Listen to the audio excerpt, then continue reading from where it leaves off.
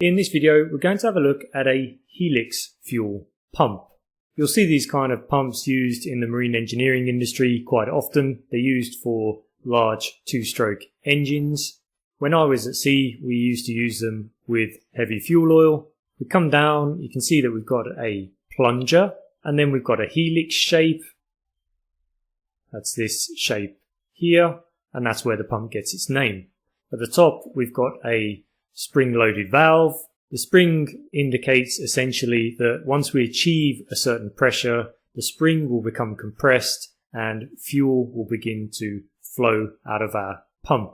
Fuel would enter from the left and, depending upon the design, also from the right side as well. You see here that as the plunger comes up, we're going to seal off our fuel inlet. We've sealed off the other side as well.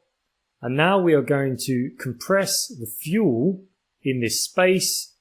And as the pressure increases, the valve here is going to lift. What's fascinating is the next part. We know that our engine will need to regulate the amount of fuel that it uses. And we can do this by turning the plunger within the cylinder and changing or varying the length of the plunger which covers up the spill port. The helix shape is the critical part that allows us to do that.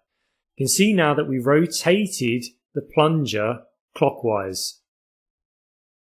Back it up a second, you can see here, if we look from the top, it makes it a bit clearer. We used the rack, we adjusted the position of the rack, we rotated the plunger clockwise. There's actually two little lugs down the bottom here that allow us to do that. You can see here, it's uncovered there, more or less here, and that's the exact moment, you can see here, when it became uncovered.